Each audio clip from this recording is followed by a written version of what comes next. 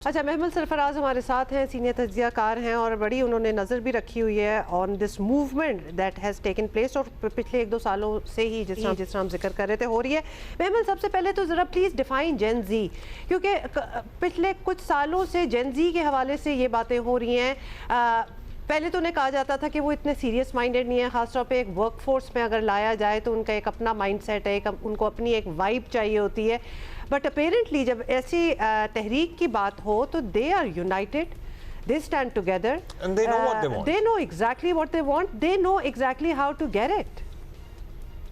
देखिए हुआ ये, जब हम भी आए थे वर्क फोर्स के अंदर तो हमारे से जो बड़ी जनरेशन थी उनको भी लगता था कि हम उनकी तरह के, हमारे शायद वर्क एथिक्स नहीं है, हम ज़रा थोड़े डिफरेंट है। तो हमें भी जेन ज़ी के बारे में इस तरह कई बार लगता है कि वो हमसे बड़े मुख्तलिफ हैं। असल में जो एक चीज़ जेन ज़ी के अंदर है जो बड़ी अच्छी है कि दे डोंट बैक ऑफ। जब वो अपना माइंड किसी चीज़ के बारे में बना लें, और ये दुनिया भर में आप देखें जो गज़ा के अंदर जो नस्लकुशी हो रही है उसके ऊपर जो जेन ज़ी का रिएक्शन है, वो आप टिकटॉक वेस्ट की, अमेरिका की, बाकी ममालिक के अगर आप उठा के देखें, टिकटॉक उठा के देखें, इंस्टाग्राम उठा के देखें, उनके आप अगर वीडियोज़, रील्स, ये सारा कुछ देखें तो वो एक यक ज़ुबान होकर बोलते हैं और उनको कॉन्सिक्वेंसेस का भी फ़र्क नहीं पड़ता। हालांकि हमारी जनरेशन जो है वो शायद आप कह लें कि ज़्यादा कॉशियस और कॉन्सिक्वेंसेस के बारे में और इन चीज़ों के बारे में बड़ा सोचती थी, लेकिन इन बच्चों ने अपने करियर भी दाव पे लगाए थे।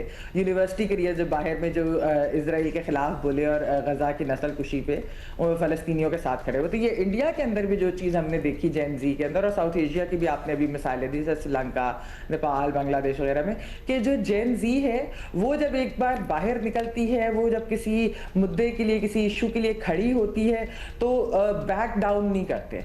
और अभी भी मैं आपको बताऊं कि जो इनके मीडिया के अंदर भी जो रिपोर्ट्स आई हैं उसमें यह है कि एक तरफ ज़रूर ये खदशा था मोदी रजीम को कि ये ना हो कि वायलेंट हो जाए, ख़ास तौर पे जिस तरह से बांग्लादेश में सिक्योरिटी सिचुएशन बनी थी और नेपाल वगैरह में। लेकिन ज़्यादा जो मोदी रजीम को मसला हुआ वो हुआ सोशल मीडिया से, क्योंकि ये इतनी सोशली डाइवर्स किस्म की ये मूवमेंट थी। इसके अंदर जैसे मैंने आपको पिछली दफ़ा भी जब इस पर बात हुई तो यही कहा था कि देखिए इसके अंदर तो बीजेपी वोटर्स के भी बच्चे होंगे, उन फैमिलीज के भी बच्चे होंगे, बिकॉज इट्स नॉट जस्ट कि कोई एक तरह के लोग हैं। एंड देन महमल wide spread as well, India वैसे इतना बड़ा है और मतलब इंडिया के कोने-कोने में ये तहरीक जो है ये चली महदूद नहीं थी। अच्छा, हर इस एहतजाज के बहुत सारे पहलू सामने आए हैं। एक तो चलिए इनका कोर एजेंडा था, मुतालबा था, मुतालबा पूरा हुआ, एहतजाज कॉल ऑफ हुआ। लेकिन जिस तरह से मोदी सरकार ने हुकूमत की है गुज़श्ता 3 टेन्योर से, बीजेपी ने नफ़रत की सियासत को परवान चढ़ाया, तकसीम की सियासत पे जीत हासिल की, चाहे वो बॉलीवुड हो, चाहे वो सोशल मीडिया हो, चाहे वो उनके ऑनलाइन स्ट्रीमिंग प्लेटफॉर्म्स हो, हर जगह मुसलमानों और हिंदुओं में तफरीक बढ़ाने की कोशिश की गई, वहाँ पे एक्चुअल मुसलमानों के लिए ज़मीन तंग की गई, कितना कुछ हुआ। ये इस सियासत के लिए कितना बड़ा धचका है ये तहरीक या ये एहतजाज और ये माइंडसेट जो अब बच्चों का सामने आ रहा है? देखिए अब्दुल्ला, मैं वही बात जो कह रही थी कि जो मोदी रजीम को अपने इमेज का मसला होगा ना, वो ये हुआ कि जिस तरह की वीडियोज, खासतौर पे इंडिया का अगर आप इंस्टाग्राम उठा के देख लें तो बच्चों ने टेक ओवर कर लिया।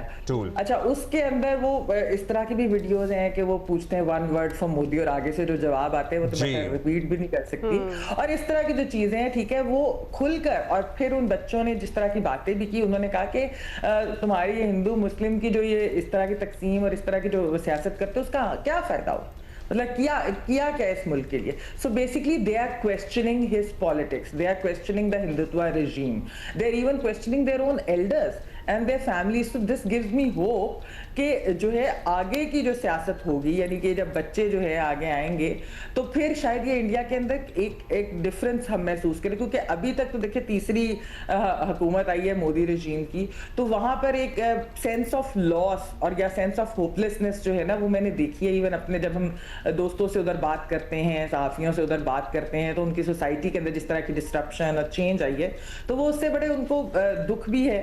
लेकिन लेकिन ये जो मूवमेंट है इसने एक तरह से ये होप जरूर दी है कि ये बच्चे एक तो अपने हकूक के लिए खड़े हुए, इनकी सारी डिमांड्स मानी गई। अब टास्क फोर्स भी आपको मालूम है कि बन गई है। हालांकि पहले कोई ऑलमोस्ट 8 दफा तो इंटरनेट बंद किया गया, ये जून 13 से जुलाई 25 तक चल रही थी, लेकिन जो सोशल मीडिया के ऊपर इन्होंने कोहराम बर्पा किया, फिर सड़कों पे जिस तरीके से बैक ऑफ नहीं किया और बहादुरी की तरह इन्होंने फेस किया, अच्छा, मेरे ख्याल में मोदी रजीम को हिलाया है। महमल, बड़ा अच्छा लगा ऑब्वियसली इनको देख के और डटे रहे। There is a lot to be learn from there. हमने देखा कि हमारे जो यंगस्टर्स हैं, हमारी जो यूथ है, उसने भी बड़ी सेंस ऑफ सॉलिडेरिटी जो है वो दिखाई और बड़े राब्ते हुए। और वो जो हम सॉफ्ट पावर और आइस ब्रेकर वगैरह की बात करते हैं, इन्वेरिएबली ऐसी चीज़ों में बड़ा आइस ब्रेक हो जाता है यूथ के बीच में, बॉर्डरलेस हो जाते हैं सारे। एज लॉन्ग एज कोई और कर रहा हो तो अच्छा लगता है। Translate that into our own country just for this conversation and tell us कि क्या हमारे बच्चे, और इश्यूज तो हमारे भी एजुकेशन के कोई बेतहाशा है, अनफेयरनेस भी है, there is a lot of complaints too. Do you ever see this kind of bravery and steam और हिम्मत और unity coming from our side in our youngsters?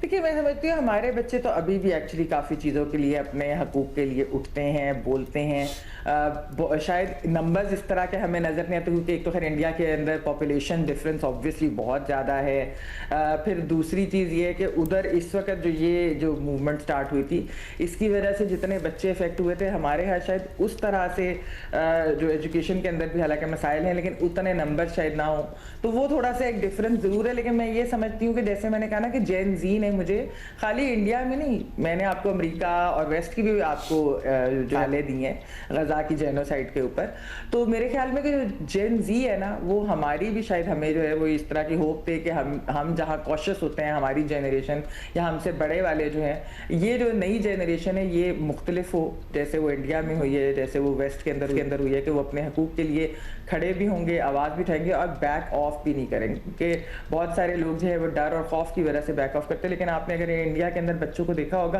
कि वो जिस तरीके से वो बोलते थे, और वो बोलते थे मोदी के बारे में, और वो डायरेक्ट बोलते थे, चैलेंज भी उसको करते थे। और एक जो इंटरेस्टिंग चीज़ ये ना हुमा और अब्दुल्ला, वो ये कि इनको टैग नहीं कर सके। वो बेशक कहते रहे, थोड़ा बहुत किसी ने कहने की कोशिश भी की है पाकिस्तान और ये मतलब एंटी नेशनल एजेंडा, इवन वो रेजिग्नेशन के अंदर भी थोड़ी सी इस तरह की बात थी। लेकिन जो पुरानी जितनी भी वहाँ पर मूवमेंट्स हुई हैं या प्रोटेस्ट हुई हैं, उनको टैग किया गया। जैसे JNU वालों को कह दिया गया ये तो कम्युनिस्ट बैकिंग है, फॉरेन एजेंडा है।